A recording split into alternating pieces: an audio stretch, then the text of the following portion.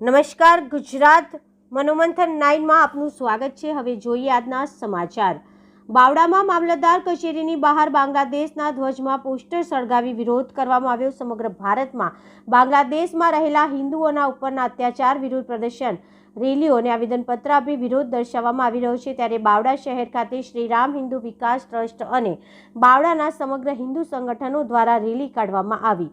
બાવડામાં આવેલા જૂના એપીએમસી માર્કેટથી લઈને બાવડા મામલતદાર કચેરી સુધી રેલી કાઢવામાં આવી હતી। પોલીસના બંદોબસ્ત સાથે આ રેલી કાઢવામાં આવી હતી। બાવડા મામલતદાર કચેરીની બહાર સંગઠનો દ્વારા બાંગ્લાદેશના ધ્વજમાં પોસ્ટર સળગાવી વિરોધ દર્શાવવામાં આવ્યો હતો। સાથે બાવડા નાયબ મામલતદાર અને આવેદન આપવામાં આવ્યું હતું। બાંગ્લાદેશ હાય હાય, જય શ્રી રામ, વંદે માતરમ, ભારત માતા કી જય ના નારા સાથે આ રેલી નીકળી હતી। આવેદનપત્રમાં જાણવામાં આવ્યું હતું કે બાંગ્લાદેશમાં જે હિન્દુઓ પર અત્યાચાર થઈ રહ્યા છે, બેન દીકરીઓ ઉપર જે બળાત્કાર થઈ રહ્યા છે, તે હિન્દુ મંદિરને તોડી પાડવામાં આવ્યા છે, તો આવી પ્રવૃત્તિને ડામવા સરકાર તાત્કાલિક ધોરણે કડક પગલાં લઈ બાંગ્લાદેશના હિન્દુઓને ન્યાય આપવામાં આવે। સાથે જણાવવામાં આવ્યું છે કે સન 1971માં પૂર્વ પાકિસ્તાનમાં થઈ રહેલા મુસ્લિમો પરના અત્યાચાર રોકવા સૈન્ય કાર્યવાહી કરી એક અલગ દેશ બાંગ્લાદેશની સ્થાપના કરવામાં આવી હતી। તો આવી રીતે બાંગ્લાદેશમાં રહેવા માટે બાંગ્લાદેશના 2 ભાગ કરી હિન્દુઓને એક અલગ દેશ બનાવવામાં આવે તેવી આવેદનપત્ર આપીને માંગ કરવામાં આવી છે। Head office Gujarat Manomanthan 9।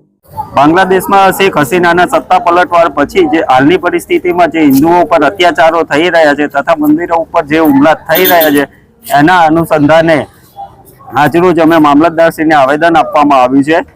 ભારત સરકાર ડિપ્લોમેટિક રીતે અથવા સૈન્ય કાર્યવાહી કરી તુરંત જ આ હુમલાઓને રોકવામાં આવે। એ સિવાય પણ જો સન 1971ની અંદર આપણે પૂર્વ પાકિસ્તાનને પર જે મુસ્લિમો ઉપર અત્યાચારો થઈ રહ્યા હતા, ત્યારે આપણે ભારત સરકારે હસ્તક્ષેપ કરી સૈન્ય કાર્યવાહી કરી જો બાંગ્લાદેશને અલગ અસ્તિત્વ આપવામાં આવ્યું હોય તો હાલની પરિસ્થિતિમાં ભારત સરકાર કેમ સૈન્ય કાર્યવાહી કરીને આપણા હિન્દુ ભાઈ બહેનોને એક અલગ રાષ્ટ્ર તરીકે નિર્માણ ના કરવામાં આવે।